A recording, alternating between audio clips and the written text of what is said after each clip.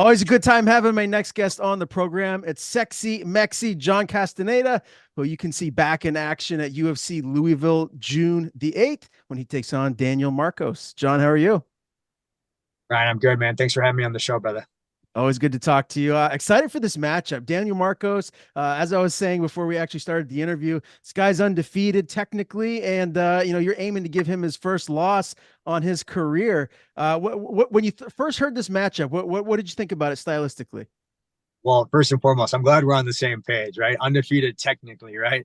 But no, stylistically, I love this matchup. I think that on paper, it's a good fight for anybody, right? Fighting a guy who's 15-0 is, and not only fighting them but beating them is always an accomplishment, right? But I think he's got a lot of holes in his game.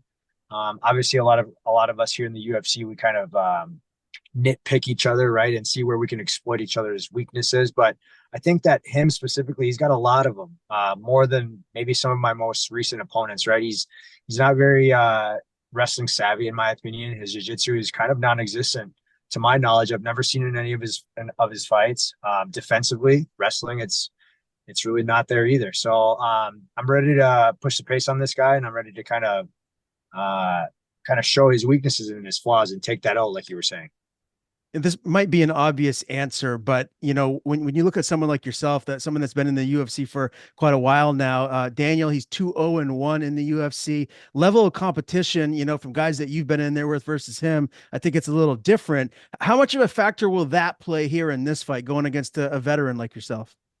Yeah, not only that, not only the level of competition in the UFC, but honestly, even the level of competition outside the UFC. I don't know if you've gotten a chance to kind of uh, read and go through his resume prior to the UFC, but he hasn't really fought anybody ever. He's fighting a lot of guys who are inexperienced, a lot of 500 level fighters. Even like his last 2 to 3 fights before the UFC, before the Contender Series, were very much not high level guys. You know what I mean? So I definitely think I'm the most experienced, the most well rounded, and the highest level fighter he's fought for sure. Absolutely. I love watching Davy Grant fight. He had a split decision victory over Davy Grant. How would you, I guess, sum that fight up? Yeah, I mean, it's obviously that's in the past, right? I've rewatched that, and maybe it's a little biased, but I would have given that fight to Davy Grant no matter what, right? I watched it plenty of times, and every single time I'm like, yeah, Davy Grant won that fight, but water under the bridge, right? Davy Grant, obviously a very dynamic striker, kind of unorthodox guy, right? I bring that to the table, a lot sharper, but also a high level pedigree of wrestling and jiu-jitsu. So I'm excited to test myself on June 8th here. Obviously, the unintentional groin strike, which is the no contest against Aori K. Ling. I'm sure you watched that fight a lot too. Can you give me your feedback on that one? Absolutely. I think that even prior to that, I think Daniel was looking very sharp. I think he was definitely in control of that fight. Granted, AQ is in my opinion, a very, very straightforward walking punching bag. Right, he's got not very, very little movement. He's not very dynamic. He's a good wrestler, but he showed absolutely zero threat of wrestling during that fight. So very, very low fight IQ in my opinion. But movement wise, stylistically wise, he was kind of just playing into Daniel Marcos' strengths, right? Which I don't plan on doing and I'm not going to do. So, yeah, I guess some feedback on that fight. Daniel Marcos was very much in control of that fight before he got that no contest, but it is what it is now. Yeah. What are Daniel's biggest strengths? Where do you have to be most careful here in this fight? I think he can, yeah, obviously he's got that undefeated record, right? And I think that comes with the level of confidence. I think his biggest strengths are his striking, right? I think it's sharp and it's getting a little bit sharper every single fight. Not a lot of output by any means, especially against guys who are showing different looks and a lot of movement, right? If you remember, go back and watch the Davy Grant fight. Davy Grant, decent at kind of switching between Southpaw and Orthodox, but didn't really do all that much with that, but just a lot of movement, right? Laterally. And when he was getting pressured, as in Daniel Marcos was getting pressured, he doesn't throw a lot of output, right? He doesn't throw a lot. He's very reserved, very tentative. So good striking, but kind of falls apart when he gets pressured. So, obviously my game plan is to show different looks from both Southpaw and Orthodox, land my shots, do my damage, get in and get out, pressure, mix in my wrestling and my jiu-jitsu. And honestly, I I don't think he's on my level, and I'm ready to prove that here on June 8th. Is this a fight where you feel like, you're going to be getting in deep into the third round, or, could you possibly finish him early? I could absolutely finish him early. I definitely plan on kind of feeling out his, I'm never one to kind of overlook somebody, right? He's 15-0 for a reason. He's obviously, he's beaten some guys. Regardless of what level these guys are at, he's on a good little streak. He's got some confidence behind him, right? So I'm not going to take anybody lightly. So I'd like to take at least the first portion of the round here, the first round, to kind of find my timing, find his timing, find our ranges, see what his speed and his power is all about, and then kind of pick it up from there, right? If I know I can hurt him early, I know I can take him down early, so a finish might be in the first or second round, absolutely. But yeah, I'm prepared to go 3 rounds, absolutely. You're coming off a big win at UFC 295 over Kyung Ho Kang. That was in November. How important is it for you to kind of keep this momentum rolling to get a big win here over an undefeated fighter? Absolutely. Super important, right? This is my third fight on my contract. And if I take home a win, that's 3 in a row for me, 5 out of my last 6. So it's very, very important. Not only for my stock to continue growing, but obviously just to keep my job. So very important. And I'm ready to make a statement, ready to make a statement on June 8th and show that I belong in the top 15. Absolutely. I love it. I got to pause for a second, real quick. My dog, I guess, wants to say hello to you. She just got right in my lap and is Let's see. tangled in between the wires here. This is Sophie.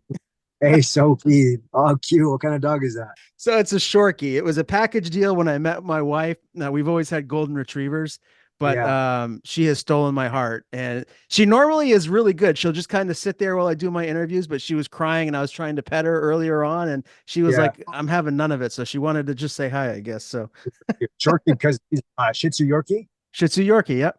Awesome. Yeah, I have Yep. a Shih Tzu poodle, so I'm right there with you. I'm madly in love with her as well. Ah, dogs are the best, aren't they? All right, they are. Yeah. I wanted to ask you too. Obviously, we just talked about a little bit about UFC 295 and how important it is to get this win, to continue this win streak. But what was it like fighting at Madison Square Garden? Sum up your win over Kyung Ho Kang for me. Absolutely. It was very surreal, fighting in front of a crowd, especially of that size. Granted, I was on the prelims and it was still a very, very good sized crowd, right? I actually ended up staying for like the main card, the co-main, and the main event. And wow, that place is absolutely electric and just filled. Every seat is absolutely filled. So it was a good experience, and I'm excited to get back in front of fans again here on June 8th. I think that I don't know what it is about fans and fighting in front of people and momentum and stuff like that, but I think it kind of pertains to me being a little bit of a showman, right? I hear loud noises and people cheering, and I get a little bit excited, and I perform a lot better in my opinion. So I'm excited to fight there in front of the Kentucky crowd. Have you ever been to Louisville before, or will this be your first time? This will be my first time. I have never been there. Yep. So I'm excited to see the city, take it in. I think I get in Kentucky on Tuesday, and then obviously fight night is Saturday, and then we have a couple days in Kentucky, so we'll be able to experience it all. Yeah, very cool. Are you going to stick around afterwards, or is it pretty much you're going to hop on a plane after you get this big win and head back home? Yeah, we'll head back home there. Let's talk about training camp a little bit. I know you got your home gym, but also I saw that you were at Factory X. You were training with the killers out there, man. So tell me how that balance has been to get you ready for Marcos. Yeah, absolutely. I spent a little bit over a week there just to kind of feel for it. I actually was in the area, so when I travel, I like to stay active, and get my training in where I can. So it was good. Coach Montoya obviously welcomed me with open arms. He's a great coach, and working with those guys was it was good. Working with high level guys and seeing guys who are already in the top 15 and seeing where you kind of stack up against with them. It's a good feeling, right? So knowing that going into the Marcos fight, it's definitely a confidence booster, absolutely. But those guys are great. They're a great team. They're great. They got great coaching, and can't wait to be back. Yeah. So you do plan on going back again soon? Absolutely, yeah. I just got to get my ducks in a row here, and then I will absolutely be back.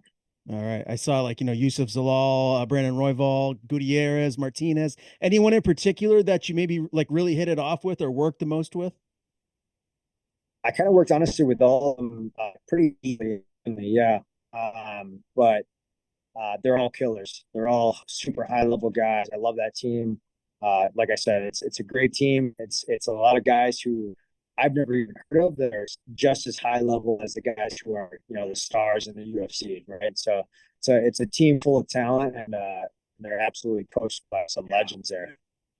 Yeah, there's no doubt about that. I had the pleasure of interviewing one of your teammates, Quang Lee, not too long ago. I really enjoyed speaking with him. Has he been one of the main guys to prep you and get you ready for Marcos here for this camp? Just kind of how I mentioned earlier, those guys at Factory X, who are maybe not as well known, but just as high level. That's just like Quang, right, guys? Somebody who Quang might people might not know who Quang is quite yet, but he's one of those guys who pushes me every single day, day in and day out in the training room, right? One of my main training partners. He is my main training partner. So absolutely, that's definitely one of the guys that's helped me for Marcos. Yeah, he's a great guy. And again, we're about a week out right now. What's the weight at? How close are you to where you normally would be at this point? I'm right where I should be. Yep. So I know my last fight. Actually, my last fight in November, I actually had a catch weight, so I made 138. But if you go back even one fight before that, when we spoke last to the Muin Gaffarov fight, I track my weights every single camp, right? 6 to 8 weeks out. So in accordance to that fight, I'm right where I should be. Absolutely. Okay, very good. Before we circle back to Marcos to get an official prediction here, I want to ask you about the bantamweight division. Obviously, Sugar Sean O'Malley is the champion. It looks like maybe Marab could be next. You got Sanhagen and Umar that's going to be fighting for a number one contendership spot. How do you see the top of the division shaking out here in 2024? Yeah, I think that honestly, beating O'Malley is a tough ask. I know, but if anybody can do it, it's going to be Marab, right? He's got a relentless pace. The biggest thing with O'Malley though is just his dynamic and his accuracy and his striking, right? A lot of people kind of they don't experience that ever until they are in that cage with him. So if Marab is able to get in and close the distance, I think he can absolutely, change it round per round and win that fight. But it's a tough ask, absolutely. I think O'Malley is really, really high level and really good. And honestly, he hasn't really had to go to the ground all too much. So we'll see a little bit of his jiu-jitsu probably. Um, in regards to Sandhagen and Umar, I think that Sandhagen is a very dynamic striker as well, and I think he's going to be able to catch Umar coming in either with some knees or some strikes. And I think we got a little glimpse of Umar getting rocked and hurt and battling through some adversity his last fight. So honestly, I can see Sandhagen doing that same thing. I could see that as well. Cheeto Vera, Davison Figueiredo. Give me a prediction for that one. Um, I think Davison Figueredo, obviously coming up a weight class and being, full of energy, not having to cut as much weight, right? I think that's going to be a tough ask for him, but I think he can get the job done. Yeah, Cheeto is good. I love Cheeto, um, but I don't think he's as dynamic of an athlete as Figueredo. I think having Figueiredo at 135 really injects some life into the division. Obviously, champion at 125. I like what I'm seeing from him at bantamweight. Obviously, UFC 302 is this weekend. Give me a prediction with Poirier and the champion Makachev. My heart wants Poirier, obviously, right? My heart wants Poirier, but I think beating Islam right now at the top of his game is a tough ask. But honestly, I'm going to go for upset. I'm going to go and upset Dustin by TKO. Woo, I love it. You can win some serious money. Well, you can't Yeah, bet on UFC right, fights, but I right, right, can. So maybe right. throw a little money down and win. John, before we get out of here, man, obviously Daniel Marcos, we talked a lot about him. Give me an official prediction. How does this fight end? How are you getting your hand raised here? Within 2 rounds, we're gonna go stoppage, and honestly, we're gonna go by submission within 2 rounds. I love it, man. And as far as what's next for you, I know you'd like to be maybe a little bit more active than you have been. There's been a lot of time in between some of your fights recently. Would you like to fight, two more times this year? Yeah, if I can get the job done here on June 8th, I'm gonna do a call for a quick turnaround at the Sphere in September. So, like I said, obviously I got the job to do and complete here on June 8th. So we'll talk after that, but I'm hoping to have a quick turnaround. Yes. Always good talking to you again, John. Before we do sign off, I want to give you the floor. Anything you want to plug, anyone you want to thank, the floor is yours. Just want to thank my teammates and my coaches over at the Minnesota Martial Arts Academy and my sports management team, Iridium Sports Agency with Jason House, all my training partners. Tune in June 8th. I'll see you guys there.